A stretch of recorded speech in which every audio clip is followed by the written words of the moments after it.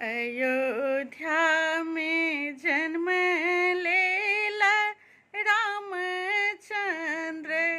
शुक्ल चैत्र नवमी के रे। अयोध्या में जन्म लेला रामचंद्र, शुक्ल चैत्र नवमी के रे। ललिनार देखल जे रूप अलौकिक कौशल्या मगन भेली रे।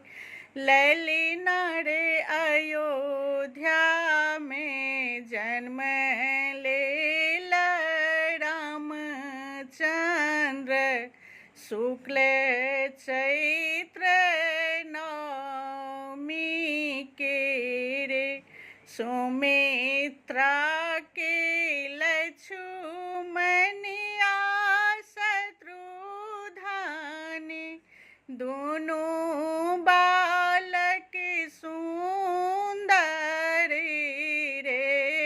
सुमित्रा के लक्ष्मणिया शत्रुघ्न,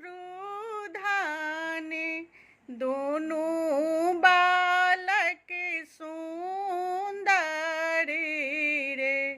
ललिनार के कई के भरत भूलन माँ की लागई सोहावन रे। ललिनार अयोध्या में जन्म लेला रामचंद्र, शुक्ल चैत्र नवमी के रे। धन्य भेल धरती आकाशियाई, दिशा सब खुजी गेल रे। धन्य भेल धरती आकाशियाई, दिशा सब खुली गेल रे। ललिनार भेल पवन मस्तकी, आजू मोन हरषित रे। ललिनार अयोध्या में जन्म लेला रामचंद्र, शुक्ल चैत्र नवमी के रे। सब तारी बाजई बधाइया,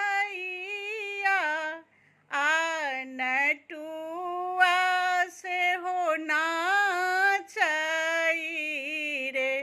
ललिनार राजा लूटाबथी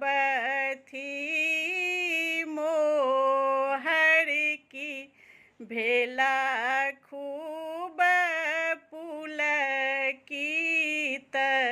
रे। ललिनार अयोध्या में जन्म लेला रामचंद्र, शुक्ल चैत्र नवमी के रे। चाहूँ दिस भेलै आन घोल, जे आब जुग बदलत रे। चाहूँ दिस भेलै आन घोल, जे आब जुग बदलत रे। ललिना रे अशोक जे गाबथि सोहर ढोल मृदंगी बाजे रे ललिना रे अशोक जे गाबथि सोहर ढोल मृदंगी बाजे रे ललिना रे अयोध्या में जन्म लेला रामचंद्र शुक्ल चैत्र नवमी के रे। बहुत सुंदर भाईजी के रचना, बहुत नम्हर गीत छलै। हम बस गाबे के कोशिश केलहुँ। जय श्री राम।